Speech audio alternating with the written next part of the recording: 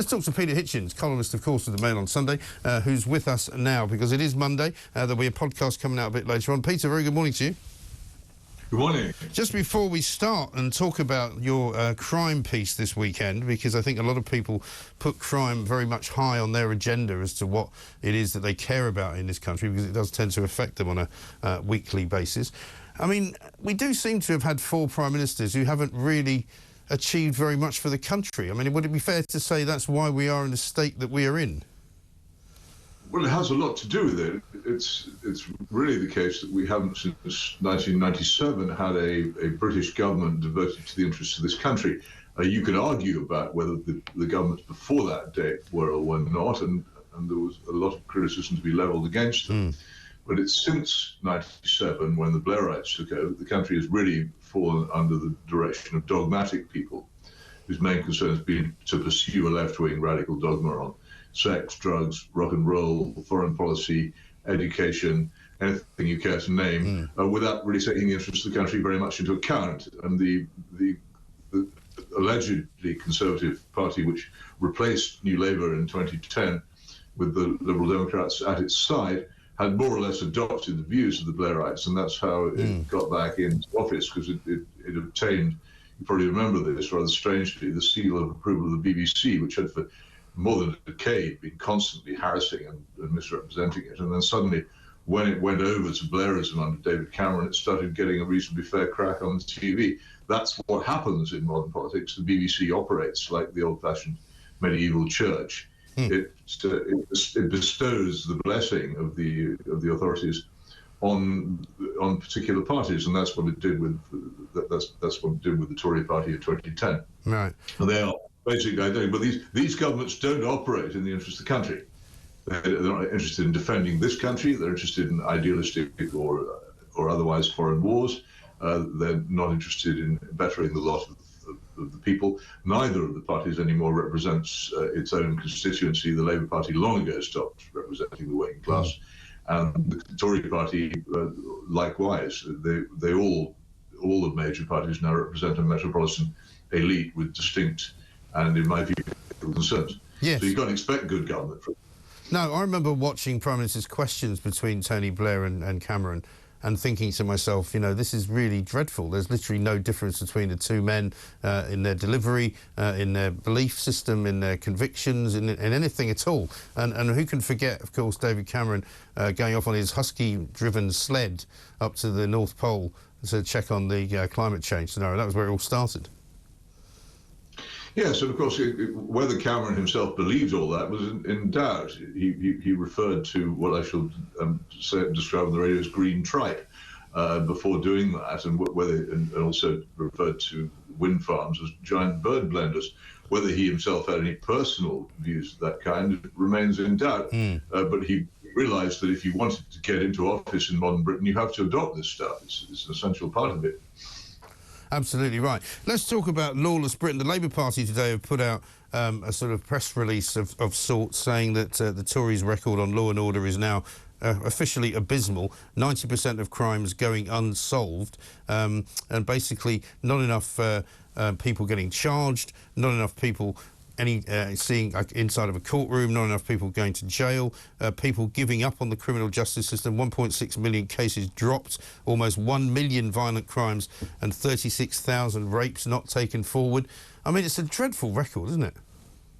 Well, it is a terrible record, but it's rather ridiculous for the Labour Party, of all people, to be drawing attention to it. Their own record in office on crime and punishment, on policing, is just as bad. This isn't a party political issue. It dates back, in this case, to the 1960s, when the country more or less gave up the principle of that the crime should be punished, and instead saw it as a social problem to be managed by changing the conditions of the public, basically accepting the very left-wing idea that crime was a response to poor housing conditions and low wages, which it isn't. Rather than a result of unrestrained human wickedness. At the same time, the great withdrawal of the police force from the streets began under the Labour Home Secretary, Roy Jenkins, and this was continued under the subsequent Tory and Labour governments to the point now where it is a complete mystery to most of us what exactly police do, because we never see them doing anything at all. No, exactly. And this is not a party political problem. The numbers of police officers, as I think the government's correct today, are extremely high, much higher than they were during the 1960s when we last had a preventive foot patrolling police force genuinely restraining crime, which is what we've lost. And you were writing this weekend about the sort of shoplifting epidemic that we're suffering from, and pointing out that it is actually quite terrifying. Most people I know, and probably that you know now, have seen something happen in a shop which is illegal.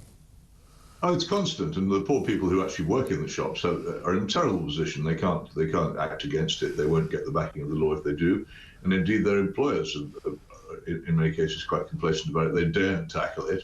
Because the legal dangers to them in doing so are so great. And the problem with this is that for many, many years, it's been obvious to those who are observant in this country that there is no real law against an awful lot of crime, acquisitive crime particularly. Fortunately, most of the less informed people in the country, from whom the larger number of criminals come, they haven't realized this. Now you've actually got the people who are inclined to commit crime realizing on a large scale that they can get away with doing so. Well, if they can get away with doing so by simply taking stuff from shops and walking out and nothing happening to them, how long will it be before they start having other ideas about what they can just take away? It is now becoming evident on a mass scale that we have in this country no serious criminal justice system, no serious police force. And it's very, very frightening, and it seems to me to be a prelude to anarchy, and that's something very, very... Well, yeah. I mean, my father used to say to me when, in times when there were riots and stuff on the street, he said, there might come a time one day when people just come to your house and take what they want.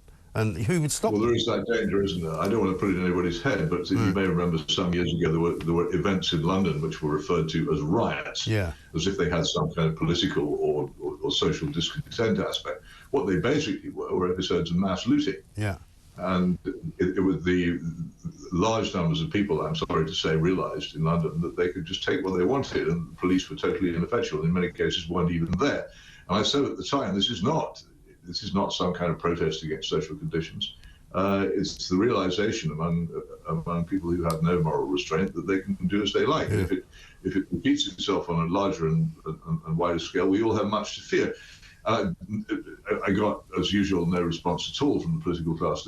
Look, Mike, in 2003, I wrote a book about this, explaining what was going on, about what happens to the evisceration of the police, the destruction of the criminal justice system, the hopelessness of the courts as they are, the way in which the main concern of government about prisons was to keep the prison population down, rather than to make sure that the prisons were themselves controlled and punitive. And I made all these points. I've tried to communicate them over and over again, both to my fellow journalists and also to senior figures in the police and in politics. And I've been saying it over and over again. It's factually researched. It's beyond all doubt. I could get no response at all.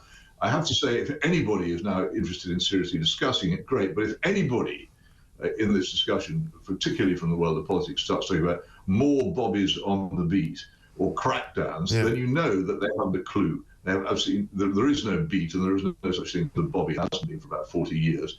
And the crackdowns are just meaningless slogans. What you have to do is you have to restore the police as a preventive force to the streets. I believe the current police force has disqualified itself from this task. It obviously doesn't want to do it. So we need to create new, much more local, I have to say, and much more locally controlled police forces as we used to have. And when they're ready to move, then the existing police should simply be disbanded. Because they prove themselves to be less use than the fabled chocolate teapot, and they should just go. You can't just get rid of them in a swoop. They have to be replaced first, and this should be the policy of any serious government. It sounds extremely radical, but in fact, it's nothing like as radical as the policy of removing them from the streets and eviscerating criminal justice, which has been followed by all British governments now for about 60 years. Yeah, I mean, that is the problem, isn't it? It will come as no surprise to you that Labour's answer to the problems for crime and the Tory party is indeed to put more police on the street. That's basically their solution. But isn't it troubling, though, that we have government after government after government that don't seem to want to change that situation? They don't seem to want to fix it. Mike, they don't understand it. And this is the extraordinary thing about if you deal with politicians and talk to them, whether it's over this or over the issue of drugs or over foreign policy, you will find people who are utterly unlettered in what's actually going on. They don't have a clue. They don't know the recent history of this country. They don't know the recent history of the world. They don't know anything about the actual technicalities of crime and punishment. They don't know about the breakdown of the courts. They seldom, in my view, visit their own country. They don't know what's going on in it. It's quite extraordinary that we have acquired a political... 30, 40 years ago, there were people in this country who'd fought in wars, who'd worked down coal mines, who'd done all the things which qualified people to say they knew a bit about real life. Now it's full of people who've come up as professional politicians with almost no contact with reality as it's lived. And they can't absorb it. And the problem that's caused this is the death of both the major political parties. They're corpses. They don't represent anybody themselves. And again, the big reform, people say, oh, what we need is proportional representation. I say, no, for heaven's sake, don't do that. That means permanent government by the elite. What we need is for the two existing parties to be thrown in the dustbin, because they're presently they're just two corpses, stiff with rigor mortis, propping each other up. We need to get rid of them, create two political parties. I've always said they should be, the simplest way of explaining it, should be a political party which represents the views more or less espoused by the Daily Mail, and a political party which more or less represents the views espoused by the Guardian. Those are the real divisions in the country. They should be represented properly in Parliament, and they should fight it out over what's a sensible policy. And together, I think we could, with such parties, reach agreement on large numbers of major reforms, one of which would be, of course, the suppression of crime, because the people who have most to fear from crime are the poor and the disadvantaged, not in fact the rich. And any serious left-wing party would be deeply concerned to protect them from what they currently face. We're talking to Peter Hitchens. We're going to have a discussion about some film and television stuff in a moment. But I just wanted to point something out, Peter, which I thought was interesting and might also feed into the way that politicians are. It's Lisa Nandy, the shadow levelling up minister, who was talking about something this weekend, and it turned out that somebody asked her about why she reversed her view on where trans-identifying male rapists should be housed, because she'd originally said they should be housed in, obviously, in women's jails, but she's now reversed that, and she blamed it on, believe it or not, being unduly swayed by young activists in her campaign team, which I think tells you quite a lot, doesn't it? Peter? Well, yeah. I mean, here we have, of course, a major political party approaching a general election, and all kinds of amazing discoveries and epiphanies of waiters in both political parties as the election approaches. Yes. The problem with all this is how much does it really mean? Will it result in a real, genuine change of view, or are they just tacking towards public opinion for the obvious reason? I'm sorry to say that the experience suggests that it might be reasonable to be a bit sceptical. Yes, but I suppose my interest was piqued more by the fact that they have these young activists, which of course they all have, and that may contribute to them not particularly living in the real world. Well, young activists, I was a young activist once myself, have very strong and often rather utopian views of the world, which they take every opportunity to press on people. The older ones among us have the job of pointing out that utopian ideas often have unintended consequences and aren't as lovely and wonderful as they initially appear. Any political party which doesn't have young activists and enthusiasts in it is plainly in deep trouble. It doesn't necessarily mean they should be allowed to dominate it. No, exactly right, and that's what I mean. I would rather hope that, yeah, while it's all very well and good to have young activists, and I'm quite happy to have young MPs, young members of the House of Lords, but you don't necessarily want to do everything they tell you to do. I think young members of the House of Lords is a bad idea. I think the whole point of the House of Lords was that it should be a repository of wisdom and of people saying, hang on a minute, I'm not sure about that. Quite possibly what's Jenny Jones doing in there then? I don't think. I think the House of Lords has been so totally ruined that I can't defend it anymore. I used to think it was a wonderful thing, particularly when it still contained a lot of hereditaries whose crucial role was that they didn't owe anybody anything. Right. That nobody living had put them there. They were entirely their own masters. The only fault of the House of Lords in those days was that it didn't exercise its independence enough. But now that we've lost it, I think a lot of people see that there was something rather marvellous about having a house that no living politician could appoint, whereas now it's stuffed full of people appointed by living politicians who owe their positions to the political parties, and therefore just simply cannot be as independent as the old lot were. And it's also much, much too big. I used to try to defend it because, in principle, the idea of having an unelected house is not at all the wicked idea that people think it is. But I just can't now because the thing itself is so bad. Yeah, absolutely right. Let's talk a bit about the world of entertainment. You saw Oppenheimer, I understand. You want to talk about the Sixth Commandment. Well, yes. I mean, I think of the two, the Oppenheimer is much more important because it's a gigantic issue, and a tremendously good film could have been made about it, which Oppenheimer isn't. And the nuclear issue is vast. I have to say I recommend to people who are interested in this a very fine novel by C.P. Snow, now for various reasons out of fashion, called The New Men, which is about, easily obtainable still, which is about the creation of the British bomb and the scientists who were involved in it. And Snow knew all these people. He was himself an expert on the sciences, and he was in the civil service involved in choosing the people who actually developed the British bomb. And it's fascinating because of the politics, first of all, of the infiltration of the research by communist agents, which did undoubtedly take place both in this country and the United States, and then also the growing dismay among the scientists about how their extraordinary invention was being used. Particularly, the bombing of Hiroshima in Japan was genuinely seen to be well, perhaps, but when the second bomb was dropped in Nagasaki, a feeling that very much grew among scientists that it was purely being done as an experiment and was indefensible. All these things could be wonderfully explored in a film such as Oppenheimer.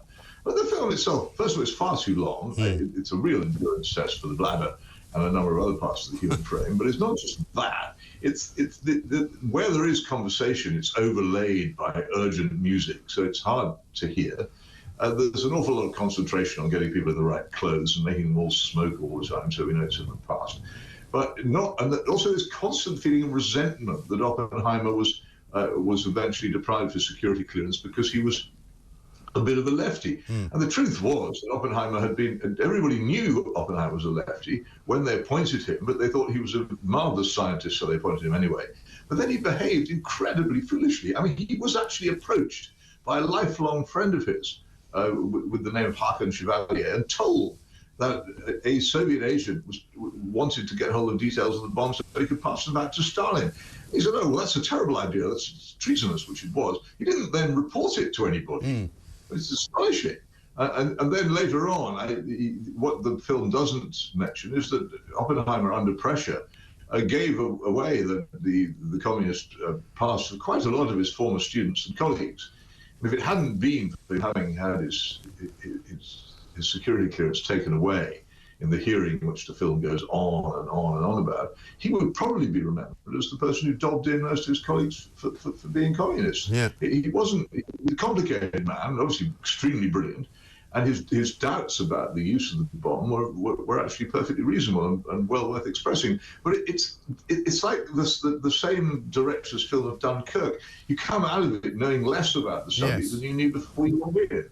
Yeah, but it also lends you the does it not also lend you the view that the director in question is all about sort of, I've touched upon a subject that hasn't been important until I touched upon it, and I'm going to give you the version of it that I think you should know, which may or may not bear any resemblance to reality.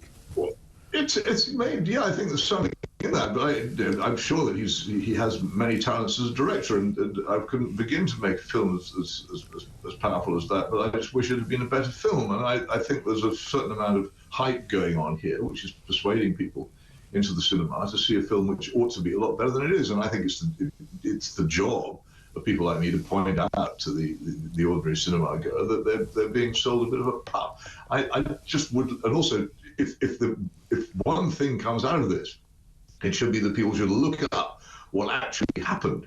And particularly, I have to say, over Japan and over America, the whole justification for the building of the bomb in the first place was the completely reasonable fear that the Germans would get there first. And the idea of Hitler having the bomb and having it first and us being completely unarmed was obviously intolerable, which is why so many scientists who were generally not quite pacifistic in temperament joined in making it, because they could see that Hitler couldn't be allowed to be the only holder of the bomb. But first of all, the Germans didn't build the bomb, and secondly, it was discovered after the war, when we captured a lot of German scientists and put them in a nice house in Huntingdonshire and with something to drink and some hidden microphones, and we found out they'd never got within miles of building a bomb in Germany. This hadn't been a threat. And then we have the next thing. Well, we're all told, and ceaselessly told, and I used to believe this, that Japan wouldn't have surrendered if it hadn't been for the bomb. In fact, the modern research tends to show that the reason why the main pressing reason why the Japanese surrendered was not the bomb at all. The Japanese leadership at the time were completely calloused. They didn't care about civilians. They'd sat and done nothing when Tokyo had been burnt to the ground with 100,000 people burnt to death. So what actually moved them was the threat that Stalin, who'd up till then kept out of the Japanese war, was about to join in and invade northern Japan. That's what caused the surrender. Now, once you've heard that, all this argument about how bombing Hiroshima and Nagasaki was okay because it saved so many British and American and Australian and New Zealand servicemen doesn't hold water anymore, in which case we have to think about it again and remember that actually the only world power that has ever used a nuclear weapon against civilians in real war is the United States, which is a worrying fact.